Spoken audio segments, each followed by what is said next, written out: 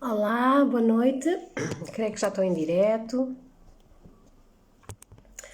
Vou só fazer aqui um compasso de espera para irem chegando aqui pessoas e também para chegar a nossa convidada.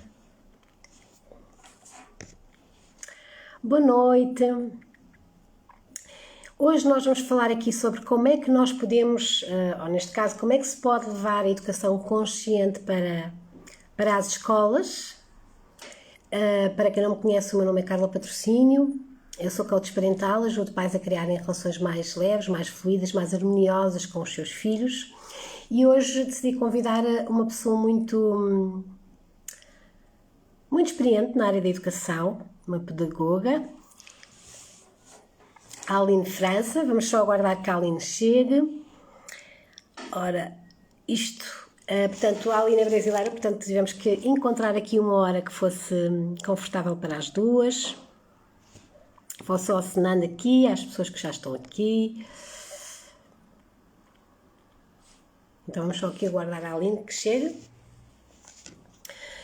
Este tema é um tema super importante, não é? Porque o sistema de ensino, as estratégias, as ferramentas que utiliza são ferramentas já muito que já não vão de encontro às necessidades das nossas crianças. Só que a verdade é que nós não sabemos, ou neste caso as pessoas que trabalham nas escolas não sabem, não é, fazer diferente, não é? Quais são os recursos, quais são as ferramentas que nós podemos trazer para este contexto, para este sistema, para que estas necessidades, as necessidades dos nossos filhos sejam satisfeitas e que levem a que eles se sintam motivados neste contexto. Então vamos só aqui aguardar que a Aline chegue. Vamos aguardar que a Aline chegue. Vamos só ver se eu estou aqui a perceber isto. Portanto, já são 10:01. Vamos só aqui aguardar. Então, não sei se as pessoas que estão aqui presentes têm assim, algumas questões, dúvidas quanto a este tema.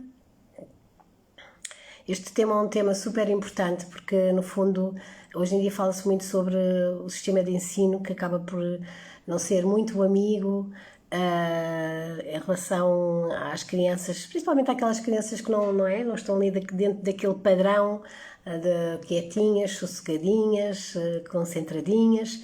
Quando sai aqui deste quadradinho é muito desafiante, não é? É muito desafiante principalmente para as pessoas que estão a dar as aulas. Então vamos só aqui aguardar. Eu espero que esteja tudo bem aqui com o meu direto. Portanto, sejam muito bem-vindas. Então, antes de mais, gostava de saber se vocês têm assim, alguma questão, algum desafio com os vossos filhos no contexto escolar. Se já tiveram algum desafio, se... Agora deixa-me cá ver se eu consigo chamar aqui a Aline França. Deixa-me cá ver. Aline França.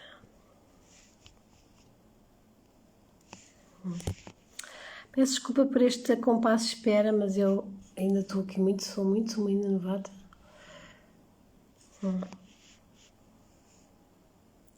Aline. Vamos lá ver se eu consigo. Mas eu não apareço aqui. Peço desculpa, mas eu não sei o que é que está aqui a passar que a Aline não está a aparecer.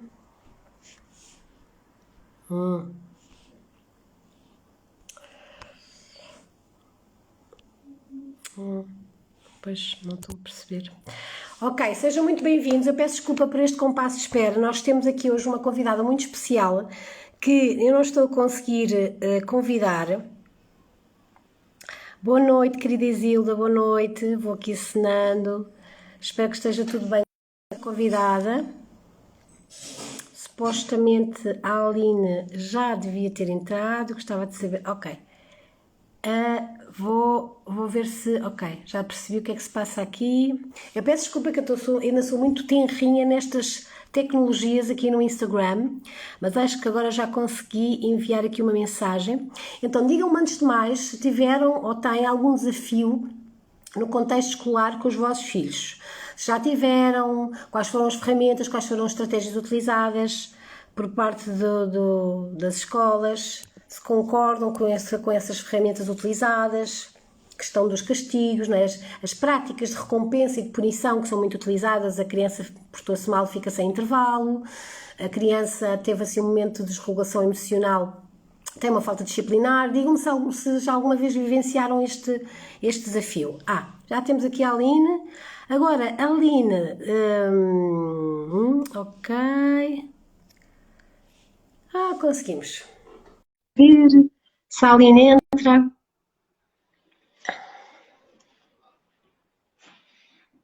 Aline. Ok, Aline. Olá, boa noite. Estou aqui com algum receio, porque isto eu não costumo fazer muitos diretos, não é? Eu não estou muito habituada a convites e pronto. Eu estava aqui um bocadinho aflita, mas pronto, correu tudo bem. Isso é o que é o mais importante. Então, Aline, antes de mais, muito grata por ter aceitado este convite.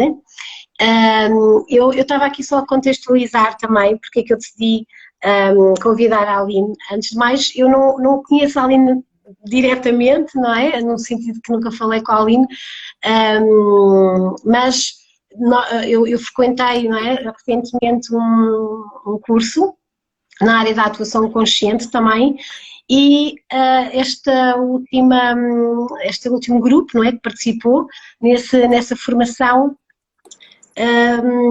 criou aqui criou um movimento muito interessante que tem muito a ver com como é que se pode levar esta educação consciente para as escolas.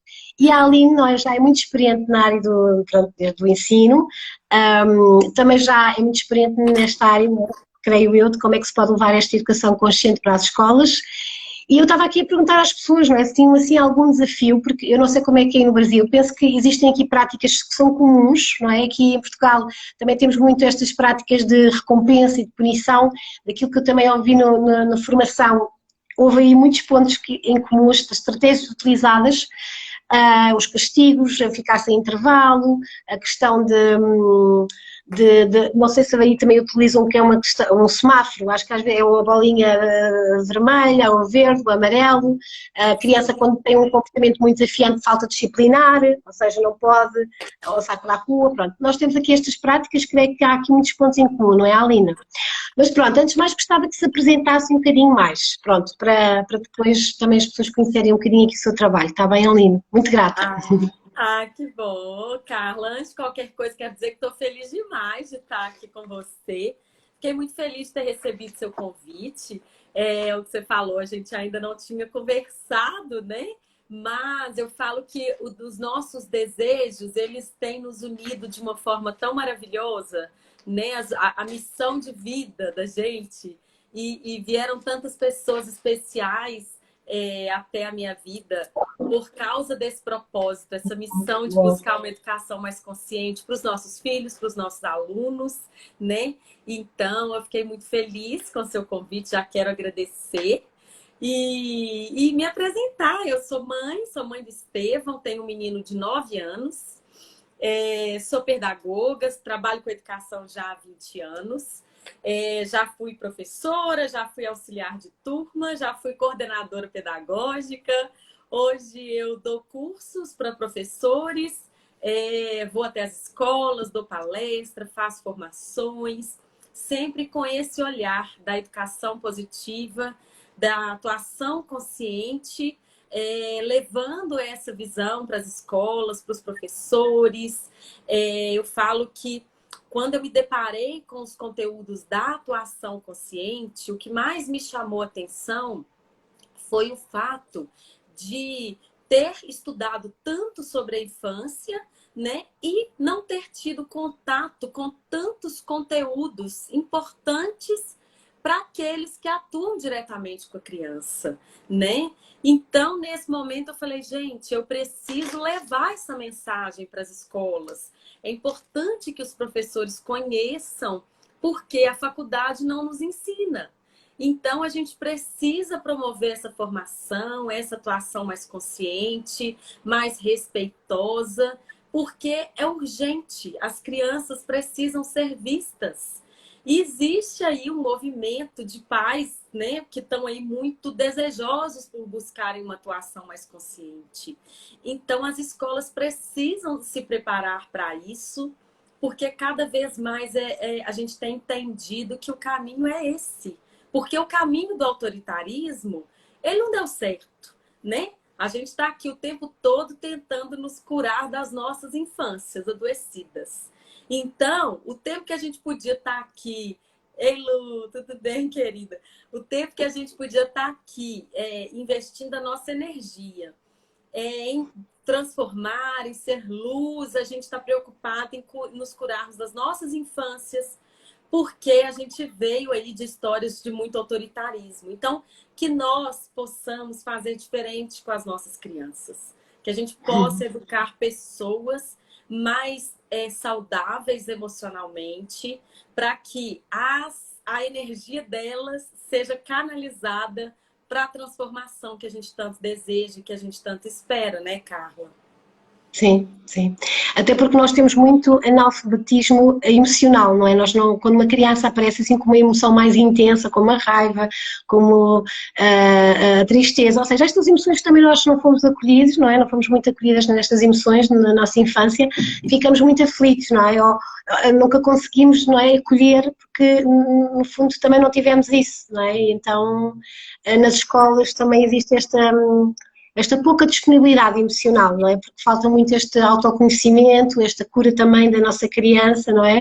Ferida, e é super importante, não é? Essa levar esta consciência para as escolas, porque no fundo existe este sistema, que é o sistema familiar, que é o primeiro sistema, mas depois a criança tem um outro sistema, que é o sistema de ensino, que também é muito importante e que realmente o professor faz diferença, não é? Um educador faz diferença na vida de uma pessoa, não é? Sem dúvida. No meu caso, houve uma professora que me marcou muito, infelizmente, negativamente, não é? Mas que continua aqui na minha memória, não é? E que me criou, inclusivamente, uma autoimagem muito negativa. Então é tão importante, realmente, nós, pronto, temos estas memórias, mas boas memórias, né, destas pessoas que estão neste sistema, que é o segundo sistema, que, não é? Onde nós estamos inseridos na nossa vida, não é? Que são as escolas, não é? É verdade, porque a nossa história está ali muito ligada à história da escola, né? A gente, é o que você disse, a gente tem a família como primeiro núcleo, né? E logo em seguida a gente tem a escola. E é por onde todos nós vamos passar, né? Todo mundo que quiser ter qualquer tipo de formação vai passar pelas mãos de um professor, vai passar pelo ambiente escolar. E a gente passa muito tempo lá, né? Então, tem crianças que ficam o dia todo na escola, ficam um turno inteiro, às vezes encontram mais os professores do que os pais, que estão trabalhando, que estão nos seus afazeres. Então, a escola precisa estar aí atenta a isso, né? E quando você fala isso, que eu acho que é importantíssimo a gente ter essa consciência, né? Nós, professores, de que nós também precisamos nos curar das nossas infâncias, que é isso, a gente vivenciou situações muito dolorosas também na escola, né? Então, assim, quando a gente faz uma reflexão sobre a nossa história com a escola, a gente tem experiências positivas com professores que marcaram positivamente, mas a gente também tem com professores que marcaram negativamente, né?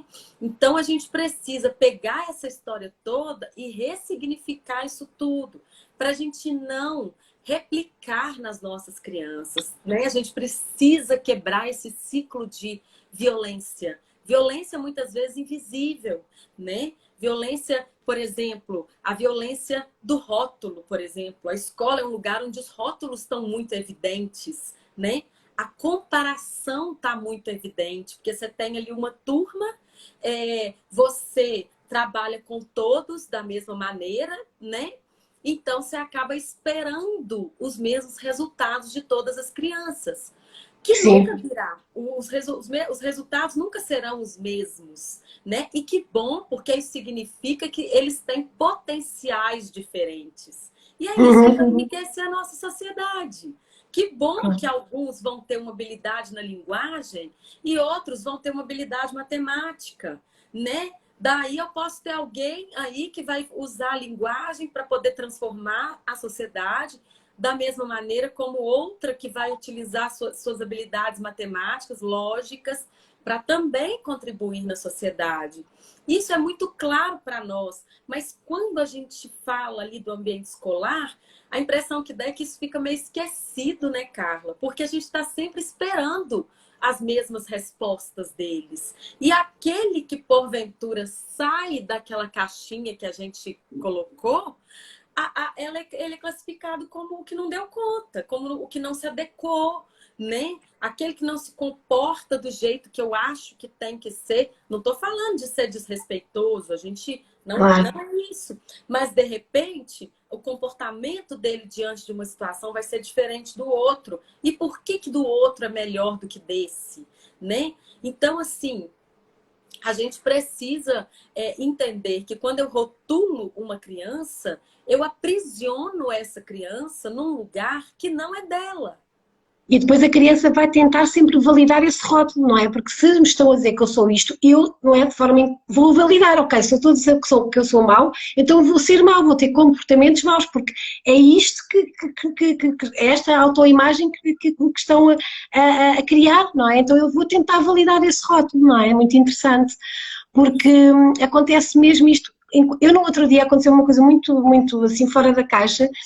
Eu estava a passear na rua, já não vi uma pessoa para aí há 20 anos e depois eu fui uma adolescente muito rebelde e comecei-me a comportar como, ou seja, como aquela pessoa esperava que eu, ou seja, eu voltei um bocadinho à minha adolescência e comecei-me a comportar exatamente igual quando era adolescente, ou seja, depois pensei assim, mas o que é que se está aqui a pensar? Ou seja, eu achava que aquela pessoa tinha aquele, não é? Aquela imagem de mim, então eu, para validar aquilo, tentei, porque no fundo isto até às vezes é uma questão de nós queremos agradar o outro, ou seja, não é isto muito inconsciente, não é? Mas é satisfazer o outro de alguma forma, não é? Então, se o outro diz que eu sou assim, eu vou ser assim. Claro que isto é tudo muito inconsciente, não é? Na criança.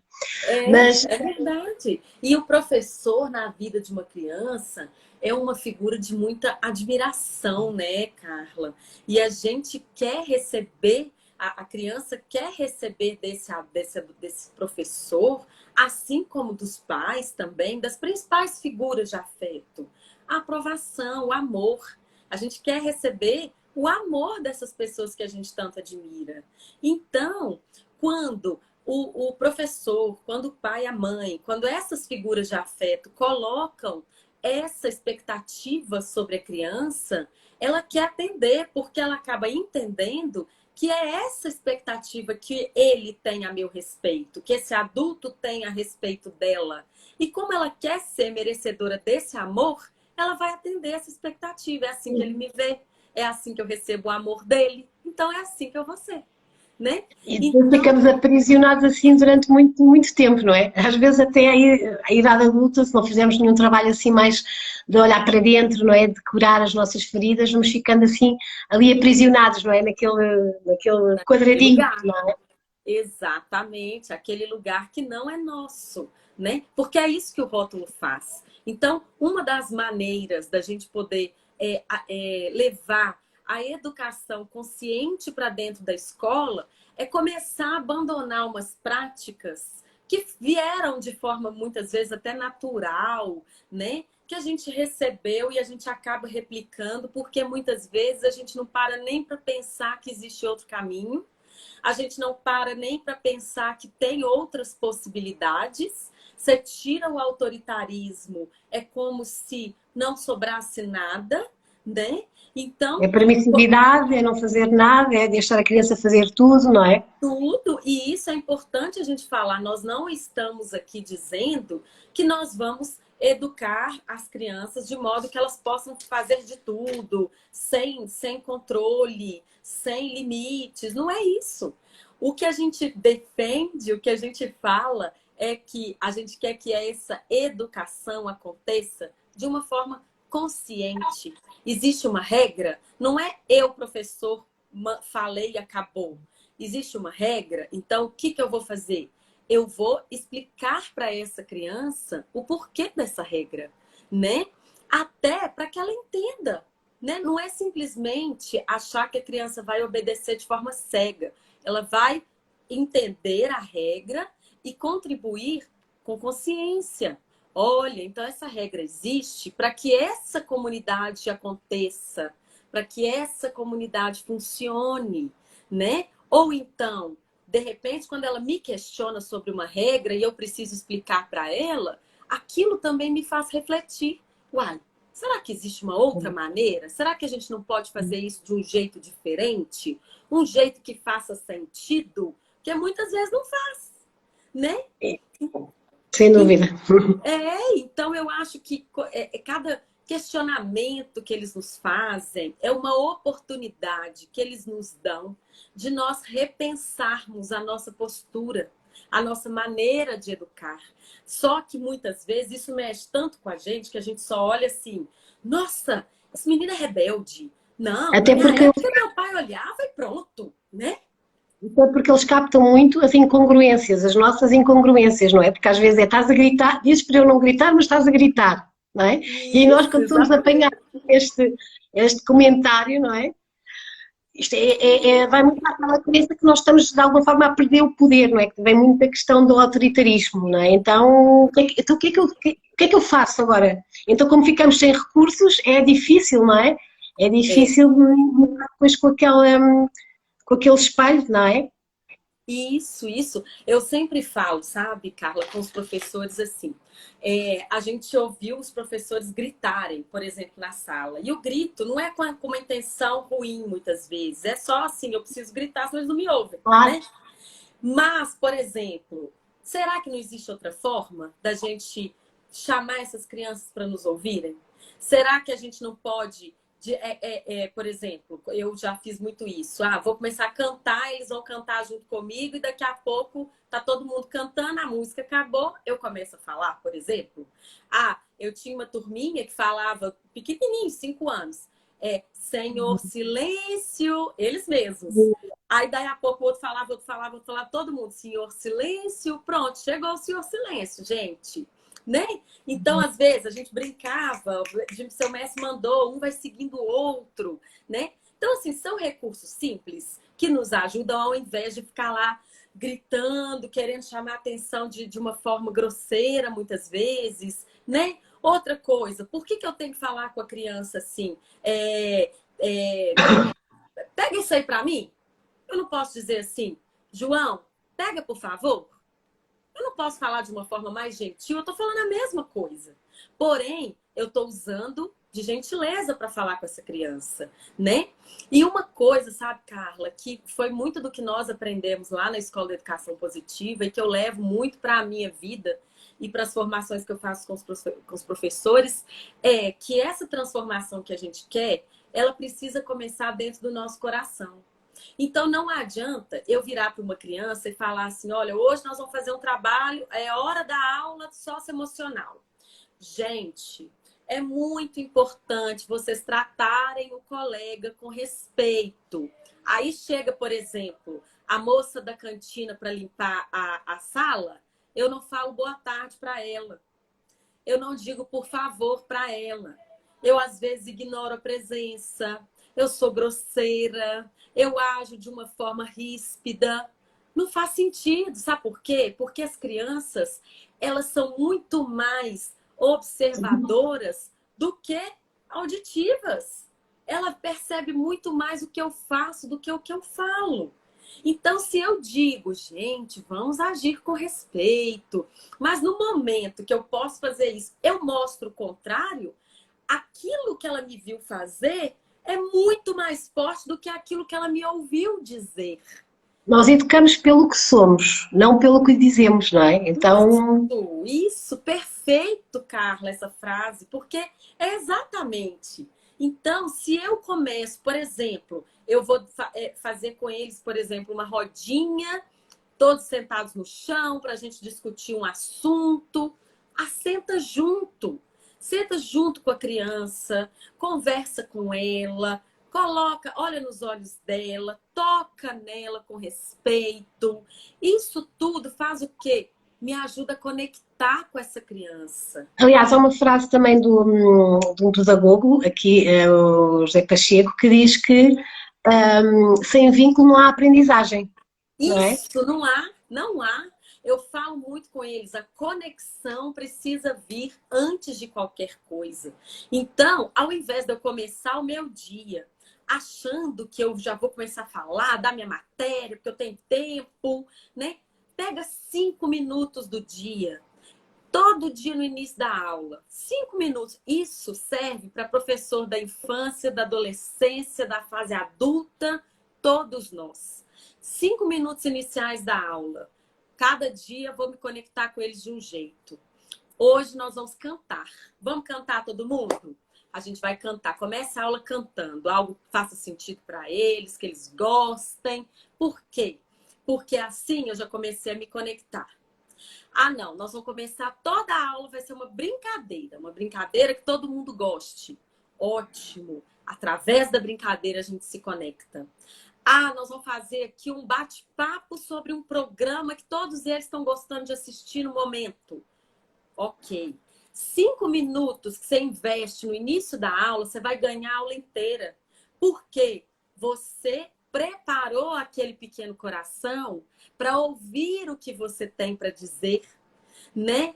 Então, se eu faço esse momento, que a gente esquece que a criança que está ali conosco na sala de aula, de 13 às 18, ela é um universo inteiro.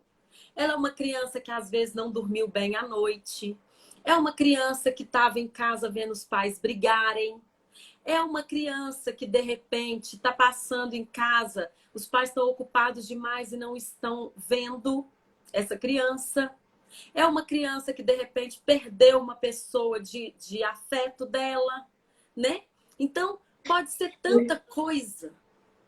É como, no fundo, é todo o comportamento, não é? Nós agora focando-nos aqui mais naquelas crianças que nos desafiam, que nós Sim, intitulamos muitas vezes de desafiantes. No fundo, o comportamento também tem uma história, não é? Existe uma história por trás do comportamento. E é tão com importante nós termos certeza. consciência, mas é tão difícil, não é? Porque eu não sou professora, mas não é como as calculo que numa sala cheia de crianças ou de Sim, jovens, às vezes suster, não é? Todas aquelas personalidades sem recursos, sem nós fazermos um trabalho de desenvolvimento pessoal, sem haver aqui muito olhar para dentro, muita cura, é realmente desafiante. E depois também aqui esta questão de que quais são os recursos, então o que é que eu posso, eu até tenho uma intenção positiva, quero mudar, mas quais é que são os recursos? E no fundo eu sinto que é preciso fazer também um processo de reeducação. E este propósito é assim, a nível prático, não é? Por exemplo, quando surgem estas crianças mais desafiantes, que saem um bocadinho daquilo que é o padrão, não é? O que é que se faz? O que é que se pode fazer a nível prático? Porque há muito esta questão das práticas aqui em Portugal também da punição, que às vezes as crianças ficam sem um intervalo, ou têm uma falta disciplinar, ou vão para a rua. O que é que se pode fazer na prática, Aline? O que é que podemos trazer aqui como outras ferramentas mais conscientes para ajudar os professores neste sentido? sim. Ô, Carla, eu percebo assim que é importante que exista na sala de aula um diálogo constante com eles, sabe? De modo que a gente possa sempre ter uma prática ali, semanal que seja, para a gente conversar sobre os acontecimentos da sala de aula. Onde todo mundo, todos eles, vão ter a oportunidade de dizer, desde os pequenininhos. Então, que todos tenham a oportunidade de falar: isso eu não gostei, isso me incomodou, eu não gosto quando ele fala assim comigo, ele bateu e eu não achei legal, eu acho que o jeito que ele fala é um jeito que não me respeita. Então, Tipo assim, uma assembleia uma onde assembleia. todos têm a voz, não é? E isso. Na disciplina positiva, a gente chama de reunião de sala, reunião de Ok, classe. ok. E é importante que a gente faça isso com frequência, que não seja só quando tem um problema. Porque se a gente faz isso frequentemente, toda semana, a gente vai ali buscando uma manutenção. A gente antecede um problema, né? Então, eu acho que é um momento das crianças poderem falar, da gente ter esse espaço aí, até para promover uma autorreflexão, promover um espírito de colaboração, entendendo como que todos nós somos responsáveis por aquele espaço, né?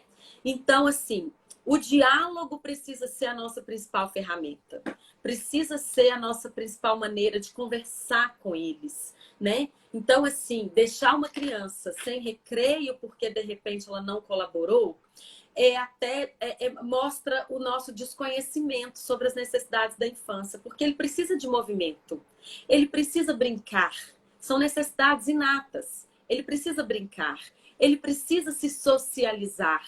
Se eu corto, talvez, um dos poucos momentos no dia que ele vai ter essa oportunidade, eu vou melhorar o comportamento dele? Será que é isso que a gente quer? Então, primeira coisa é isso. Conversar muito, observar, entender que todo comportamento é um pedido.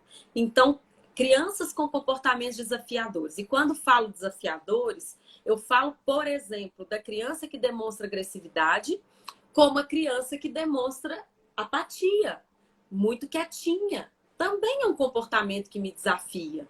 Porém, a agressiva me incomoda mais, porque ela bate, está incomodando, né? A quietinha tá lá quietinha, nem me incomoda, até esqueço que ela tá na sala, né? Ali existe uma criança que precisa ser vista também. Por quê? Aquele que bate, quando ele age dessa forma, ele tá o tempo todo me chamando, olha para mim. Olha para mim.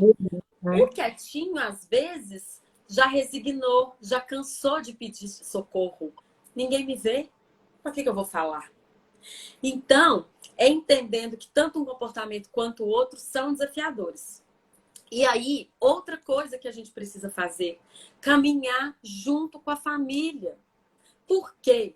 Porque se eu tenho essa família como minha aliada, mas é minha aliada no seguinte sentido: família, ele é seu filho, mas ele é meu aluno. Então, enquanto ele estiver comigo, ele também é meu aluno, mas é meu. Ou seja, nós dois, família e escola, a gente tem aqui o mesmo objetivo, que é a criança. Então, vamos parar de ficar acusando quem fez e quem não fez, quem fez e quem não fez. Vamos somar forças e vamos olhar para esse pequenininho que precisa do nosso olhar. Porque enquanto a gente está lá medindo força, a gente está brigando e a criança não está sendo vista. Nós estamos lá na nossa guerra de egos e a criança não está sendo vista. Então, é trocar, é ter com essa primeira coisa. A escola precisa criar na família a cultura de que ela vai na escola não só quando tem um problema. A família precisa ir na escola para a escola conhecer a história dela, conhecer a rotina, saber como é. Porque se eu conheço a história, eu entendo muita coisa, muita coisa. Então, É muito bonito aquilo que está a dizer. Porquê? Porque eu acho que realmente que existe aqui, em Portugal também às vezes existe esta fricção entre os pais e os professores, não é? Que é muito, não é? Que esta questão dos egos, não é? Esta luta de egos, não é? Porque é difícil às vezes sair daí. E houve um dia que o meu filho realmente foi castigado, ficou sem intervalo, e eu pensei, mas como é que eu vou falar com esta professora? Como é que eu vou sensibilizá-la sem entrar com aquele ataque, não é? Então foi muito interessante, porquê? Porque primeiro eu tive que fazer, antes de mais, um grande trabalho de compaixão por aquele ser humano, não é? Porque no fundo aquela pessoa também é um ser humano, não é? Também tem necessidades, provavelmente também poderia ter um problema qualquer e tinha uma doença oncológica, quando eu cheguei apercebi-me. Então, no fundo, eu acho que parte muito também de reconhecer o trabalho que o professor está a desenvolver, não é? E de explicar um pouco a história da criança. Porque quando se explica a história, o outro também percebe, não é? Começa a perceber, ok, já percebi porque a criança tem este comportamento, porque aquilo é mais desatento. Então acho que isto também ajuda a fazer este... Agora, lá está, é muito importante também para nós pais sabermos como é que nós podemos dialogar com os professores, não é? Sem que os professores se tenham que defender, porque às vezes é isto que acontece, não é? Sim. E era uma pergunta mesmo que eu queria fazer, como é que os pais podem ajudar também a levar esta educação mais consciente para as escolas, que sendo que estão de fora, como é que nós podemos também intervir de alguma forma? Sim, eu vejo, sabe, Carla, que é muito da forma como a gente chega até a escola. é muito a maneira como a gente aborda essa questão, né? Então, eu penso assim, que as famílias que estão aí atentas a isso, não titubeiem em marcar uma reunião com a escola e dizer, olha, eu estou aqui para entender melhor o que está acontecendo, qual a forma de vocês pensarem, por que vocês tiraram o recreio dele. Não estou aqui para questionar a sua autoridade, eu quero entender, né? Eu acho que vai muito da forma como a gente chega, como a gente se aproxima das pessoas, sabe? Como a gente quer colocar isso. E aí, dependendo da resposta que a gente vai receber, a gente pode falar, olha, se houve uma situação que ele não colaborou, que ele, de repente, não teve um comportamento que vocês acham que seria adequado, eu acho que a gente precisa educá-lo sim, mostrar para ele as consequências que têm os nossos atos. Eu quero saber para que eu possa também ajudar vocês nisso, conversar com ele, né? Mas tirar o recreio é uma atitude que pune, mas que não educa. A prova disso é que, por exemplo, pode observar, são sempre as mesmas crianças que acabam ficando sem o recreio.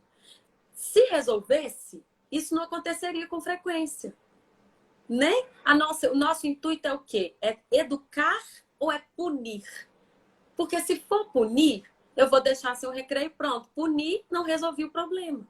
Agora, se for educar, eu preciso conversar com ele, eu preciso entender o motivo daquela atitude, eu preciso dar outras opções para que ele perceba as consequências da atitude que ele teve no grupo, né?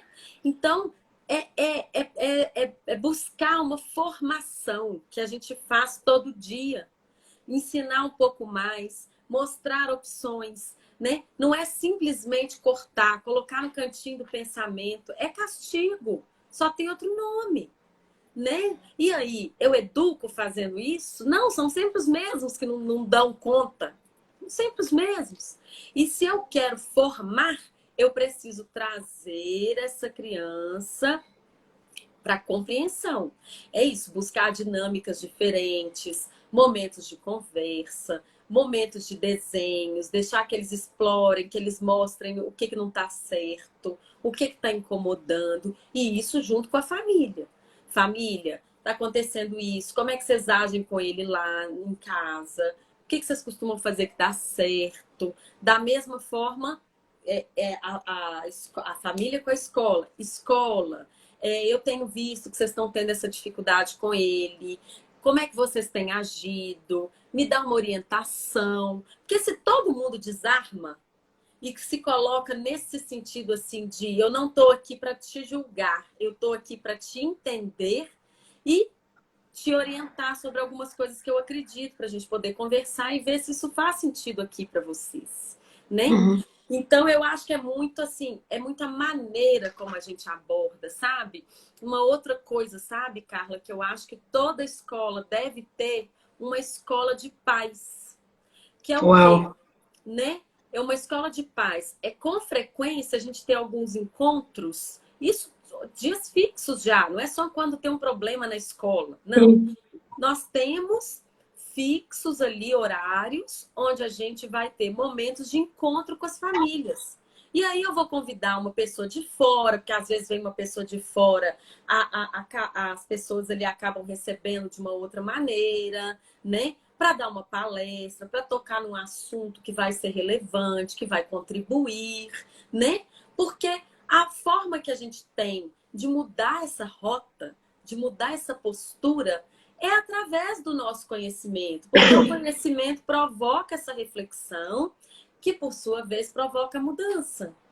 Então, eu acho que a coisa precisa vir muito desse lugar de construção, de quem é que eu estou formando, sabe? De ir construindo aquilo que eu quero como resultado, ao invés de querer só atuar no problema em si, né?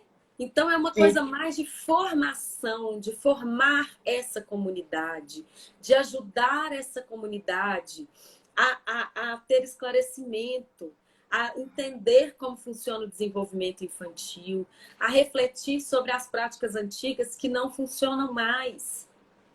E se a gente quer transformação, a gente precisa colocar essa infância num outro lugar, porque é essa infância que vai ser a transformação que a gente tanto deseja, né? Aline, eu já agora gostava de perguntar uma coisa, pronto, tem a ver um bocado também com a minha história pessoal. Eu tenho dois rapazes que eu chamo de mestres, não é? E Ah, que um deles tem 16 anos e ele, quando era pequenino, trouxe-me muitos desafios. Era uma criança muito agitada, impulsiva, reativa, tinha também um grande atraso no desenvolvimento da fala, uhum. uma deficiência cada vez muito acentuada. Pronto, foram assim muitos anos que andámos à procura de ajuda, de respostas, fez muitos despistes e depois foi diagnosticado com perturbação de hiperatividade e déficit de atenção. A resposta foi o tratamento farmacológico. Eu, como mãe, senti que não era por ali, foi aí que eu comecei a, não é, a conhecer esta educação mais consciente e também a olhar muito para dentro, a fazer muito trabalho de cura também comigo mesma e felizmente as coisas correram bem, nunca foi necessário, estou aqui a resumir, nunca foi necessário nada, felizmente, e ele hoje em dia é uma criança com uma boa autoestima, com um bom desempenho escolar, claro que ainda é um bocadinho desatento, mas nunca foi necessário fazer nenhum tratamento farmacológico e ele já conseguiu encontrar estratégias para lidar também com aquela, não é, limitação que nós todos temos, não é? Todos temos coisas que se calhar não somos tão bons. Aí no Brasil, como é que lidam com esta questão nas escolas? Porque aqui há realmente muitas dificuldades, porque são às vezes muitos alunos na sala de aula, normalmente estes meninos às vezes até têm um bocado aquela máscara do palhacito, não é? Porquê? Porque é uma forma também de serem reconhecidos, não é? Vejam-me, mesmo que seja de uma forma assim, ou então não sendo um palhacito, é se calhar o que faz aquele distúrbio na sala de aula. Como é que este tema é vivenciado aí nas escolas? Pois Não, é, Carla, assim, a gente enfrenta uma questão aqui que eu acho que deve ser muito parecida com o que está acontecendo aí também. Esse uso excessivo de medicação, né? Muitos diagnósticos muitas vezes sem investigação. A gente recebe relatos, por exemplo, da criança que vai ao neuropediatra, fica lá 20 minutos e sai de lá com o diagnóstico, né? Claro que a gente tem pessoas, profissionais muito sérios, mas infelizmente a gente tem muitos que ainda têm essa postura. Então, a nossa busca aqui tem sido por buscar profissionais mais conscientes nesse sentido também, sabe? Então, assim, grande parte desses diagnósticos que são dados, eles não existem, né? O que falta muitas vezes são outras coisas. Eu costumo dizer para os pais, assim, que às vezes a questão é da gente arrumar a casa, sabe? Você ajeita ali as práticas, ajeita o seu relacionamento com a criança, busca uma forma de encher o tanque de amor dela, dá atenção, brinca com ela, esteja próximo, escuta o que ela tem a te dizer. Depois que você já tentou isso tudo, aí sim, você pode buscar, você pode olhar com o médico, não tem problema. Mas eu só acho que a medicação ela não tem que ser a primeira opção. O diagnóstico não tem que ser a primeira opção. A primeira opção tem que ser essa atenção, a necessidade de gastar energia. Muitas vezes a agitação vem porque eles estão muito presos, né? Eles não estão tendo contato com os outros. Essa questão que você relatou da fala, a gente tem recebido vários relatos de crianças agora com dificuldades na fala, exatamente pelo pouco convívio, que agora que elas estão indo para a escola. pois, agora com o Covid, não é? Sim. Então, esses detalhes precisam ficar atentos. Às vezes é uma criança que não dorme bem à noite. Aí ela chega na escola extremamente agitada, mas ela está cansada. Então, a gente precisa primeiro conhecer a realidade dessa família, investigar aí qual é a rotina, como é que eles se organizam, né? Para depois pensar nessa questão de diagnóstico, sabe? E remédio, então, a gente sabe que tem uma quantidade muito grande. E aí a gente tem cada vez mais buscado conscientizar as pessoas, as famílias, as escolas, né? Para que a gente não coloque diagnóstico e medicação como primeira opção. Primeiro, a gente precisa conhecer, entender a demanda, saber o que está acontecendo, por que essa criança às vezes tem um comportamento tão agitado, é a fala que não está desenvolvida. Isso gera inquietação. Poxa vida, ninguém me entende. Você não entende o que eu falo, então isso me agita, né? Por exemplo.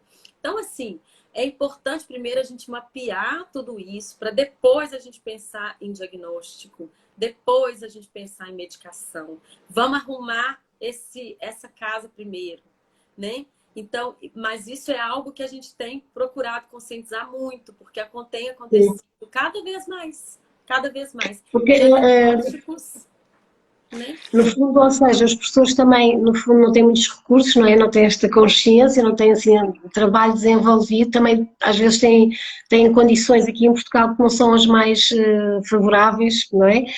E às vezes também lá está, são seres humanos que estão com muitas carências, não é? E às vezes o distúrbio, não é? Ou aquela criança que não se desenvolve ao ritmo que é pretendido, cria ali uma situação que às vezes não acaba por não ir de encontrar necessidade, não é, da criança. Não é? Estamos ali só no comportamento, naquilo que é visível, mas não vamos para além daquilo. E às vezes, pronto, e a resposta mais rápida acaba.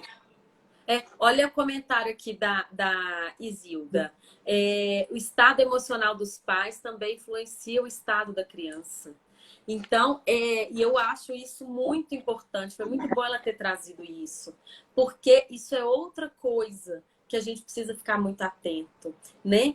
Às vezes a gente está procurando fora um diagnóstico, uma medicação, mas a questão está ali dentro. Às vezes essa criança age com agressividade, por quê? Porque ninguém a vê. Por quê? Porque nós temos um comportamento de imprevisibilidade emocional que gera desestabilidade na criança, né? Então a gente precisa saber o seguinte: não adianta querer buscar diagnóstico e medicação se a questão é comportamental, é aqui dentro, emocional, as nossas relações, a maneira como a gente se organiza, a maneira como essa criança é vista. Ela precisa de proximidade, ela precisa de proteção, ela precisa da previsibilidade emocional do adulto, ela precisa da brincadeira. São 4 necessidades inatas. Se essas necessidades não são atendidas, essa criança manifesta essa dificuldade, essa falta, essa necessidade não atendida de outra forma. Isso sai de algum jeito.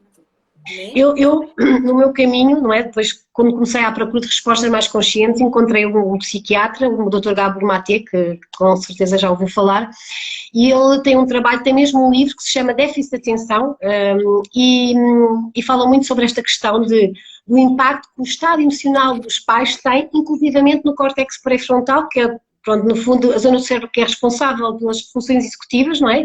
Pelo controle da impulsividade. E quando eu conheci este trabalho dele, eu fiquei super... Primeiro senti imensa culpa porque pensei, realmente eu andei sempre em constantes ansiedades, atenção, estressada, zangada com ele. Então, quando eu comecei a ficar também mais calma, automaticamente ele começou a espelhar um bocadinho também o meu estado emocional. E esse trabalho para mim, esse livro que eu li, esse trabalho que ele tem, para mim mudou a minha vida, não é? Porque eu pensei, então, para lá, primeiro inicialmente senti culpa, mas depois pensei, eu tenho aqui, eu posso fazer alguma coisa, não é?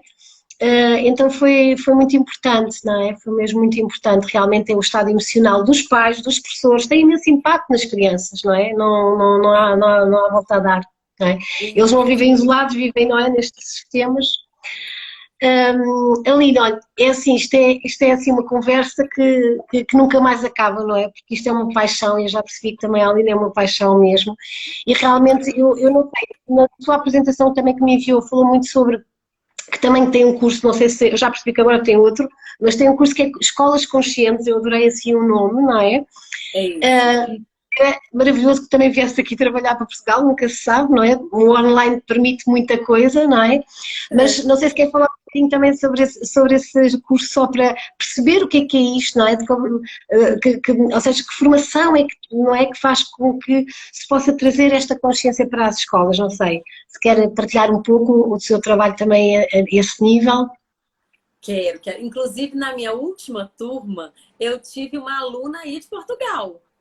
Oh, Da região do Alentejo, a ah, Larissa, uma querida, assim, sabe? ah, Então, assim, o Escola Consciente, Carla, ele veio nessa proposta. Quando eu comecei a fazer atuação consciente, ter contato com conteúdos, né, como o apego seguro, a comunicação não violenta, a disciplina positiva, a neurociência, eu entendi que isso precisava chegar até os professores, porque os nossos cursos de formação não trazem esse olhar, né? Então, foi quando a Juliana Franco me convidou para poder fazer um curso específico para a escola. Então, uau, eu fiz uma formação com a Laura Gutmann, no curso dela, que é para a uhum, escola. E aí, eu, depois disso, trouxe ele para a nossa realidade, sabe? A realidade do professor que está em sala de aula, porque isso me ajudou muito. A minha experiência de estar ali dentro da escola me ajudou muito, porque assim a gente conhece a realidade, né? Então, a minha linguagem no Escola Consciente é muito sobre esse viés, sabe? De trazer para os professores a partir da realidade deles e apresentar possibilidades de práticas que eu já vivenciei. Então, eu sei que pode ser, eu sei que é possível, eu sei que a gente consegue fazer diferente, né? Então, ele é voltado para os professores, aí não tem segmento específico, pode ser da educação infantil até ensino uhum, médio, professores que lidam aí com a infância, com a adolescência, e ele traz uma reflexão mesmo sobre a nossa prática, a nossa paixão, o nosso resgate. A gente fala um pouco sobre a maneira de relacionar com as crianças, o professor como uma testemunha de amor na vida de uma criança. Então, é um curso com esse olhar, uhum, sabe? uhum. Bom, Eu devo abrir a terceira turma daqui a algum tempo, então no Instagram que eu vou divulgando para quem quiser, né? É um curso muito que eu fico muito feliz de poder trabalhar, de poder lidar, de poder dar para os professores, porque eu entendo que é uma mudança mesmo. Eu recebi agora até uma mensagem de uma aluna da segunda turma me falando isso, o seu curso mudou o meu olhar, mudou a minha visão. E isso acredito. para mim é o melhor prêmio, o maior, né, maior prêmio que eu recebo, maior recompensa é essa, do professor entender que ele, Márcia querida, que ele é um agente de transformação. E tanto é que ele chama educação consciente. A sua forma de educar pode mudar o mundo. E é nisso que eu acredito. A gente Sem pode dúvida. sim mudar o mundo, nem que seja um de cada vez. Mas a gente pode, Sim. né? Então, é isso. Daqui a pouco eu começo a divulgar de novo a terceira turma. E quem tiver interesse, vou ficar muito feliz de ter ali comigo, viu? Sim.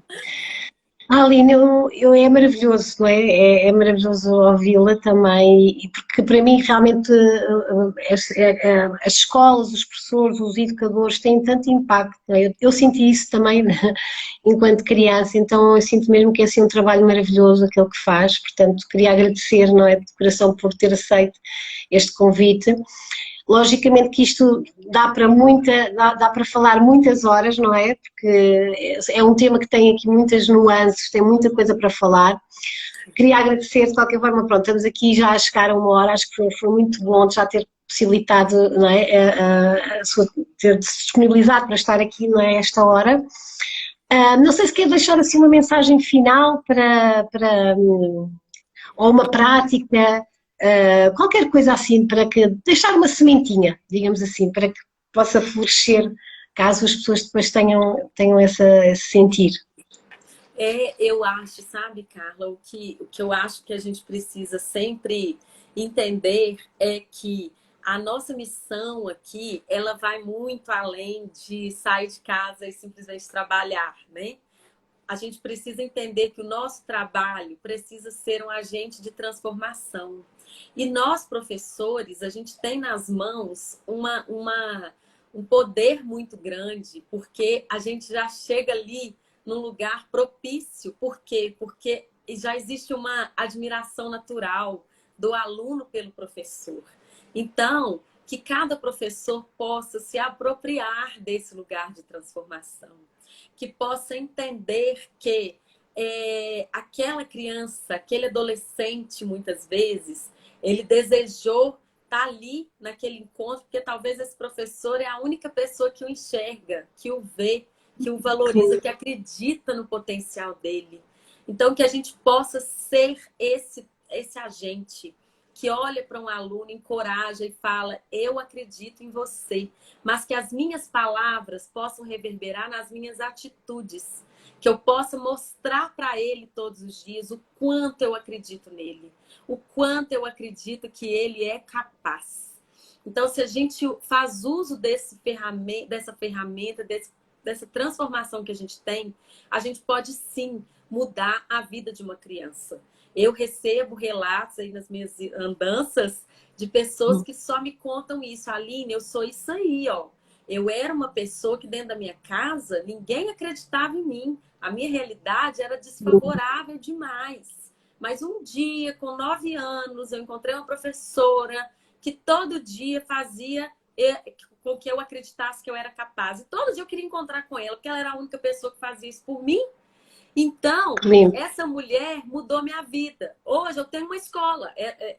Essa que eu estou contando, né?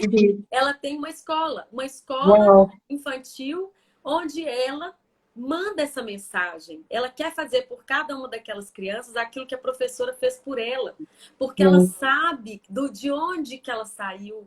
E ela sabe que se ela não tivesse encontrado aquela professora, talvez a vida dela hoje seria completamente diferente.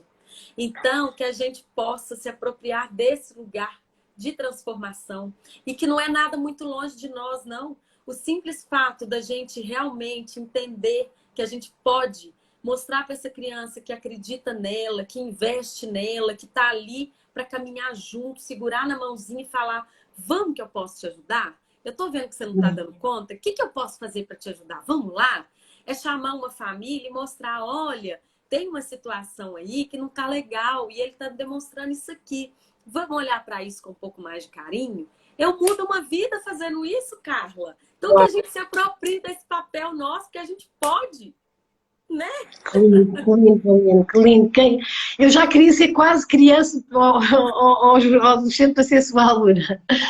Porque realmente faz muita falta, não é? Faz muita falta esta visão, este sentir, este acolhimento, não é? Nas escolas, e eu acredito tanto aí no Brasil como também aqui em Portugal, não é? Porque há muito este conformismo às vezes. As pessoas acreditam, pelo menos aquilo que eu sinto, que às vezes não podem fazer diferente por causa do sistema, porque isto, porque aquilo, então ficam ali muito, não é? Às vezes chega-se ali um momento em que, pronto, existe muito, estou conformado com aquilo que se está a passar, depois existe uma grande, não é? Ou seja, as pessoas sentem-se muito, não se sentem realizadas, não é? Então isto depois é uma bola de neve, não é? Vai tudo atrás, não é? Como é óbvio. Por isso acho que é assim, esta sua missão é assim super, super bonita, linda, maravilhosa, e só espero que alcance muitas pessoas, muitos professores, porque é sem dúvida importante, porque este sistema, não é? Que é o sistema de ensino, tem imenso impacto na vida de qualquer ser humano. Então é super importante que haja aqui urgentemente mesmo uma mudança, não é? Porque no fundo o sistema de ensino já houve tanta mudança em tantos sistemas, não é? Já houve tanta evolução, tanta tecnologia, já conseguimos fazer coisas que eram impensáveis, mas o ensino continua, não é? Igual, não é? Quase igual do que era nos anos 70. Então é mesmo urgente, não é? Vir esta nova visão e esta força do amor, não é? Eu acho que é importante. Nem tenho palavras, sabe? Foi lindo. Tenho, pelo carinho. Obrigada, viu? Adorei poder te conhecer, a gente conversar mais. Obrigada. Quando você quiser, tô aqui, vamos papear, vamos Sim, conversar. sim, obrigada pela disponibilidade e sim, vou querer porque eu quero mesmo trazer, eu gostei muito da forma, pronto, eu já tirei várias formações na área de educação consciente, da parentalidade consciente, quando você fala de Sabari também, mas eu gostei muito desta visão porque fala de uma forma que é muito direta, não é? Que é esta questão da violência, porque nós normalizamos muita coisa que nós normalizamos violência, não é? E continuamos a repetir sem nos darmos conta, nas escolas, em casa. Gostei muito desta visão, não é? De falarmos as coisas mesmo de uma forma direta, porque é urgente nós termos consciência de que realmente existe violência, não é? Existe violência tanto nas nossas casas como nas escolas e é urgente, não é? Nós nos responsabilizarmos por mudar, não é? Por criar aqui um caminho mais consciente para criar uma humanidade mais sã, não é? O Dr. Gabriel Maté fala muito sobre não é? Esta espécie de trauma coletiva que nós vivemos, não é? Que parece que... Então é muito importante trazer o amor, a compaixão, mas é importante também aprender a fazer isto depois na prática, não é? E pronto, e trazer estes movimentos são... E estes movimentos para mim são mesmo muito importantes, por isso é assim, muito, muito grata também e parabéns também pelo trabalho que desenvolve. Está bem, Lina? Vamos falando. Muito, muito obrigada mais uma vez. Obrigada a E, você, querida. pronto, e o caminho faz continuando e, portanto, espero que haja assim uma grande expansão também da sua mensagem. Está bem, Alina? Um Amém. beijinho. Nossa, estamos juntas aí, fazendo a diferença, Sem né? dúvida, sem Obrigada a dúvida. você, obrigada a Obrigada todo eu. mundo aí que foi tão carinhoso aqui. Obrigada também às pessoas que estiveram aqui presentes. Um beijinho, então. Beijo, Obrigada. querida. Obrigada. Beijinho. Obrigada. Tchau, tchau.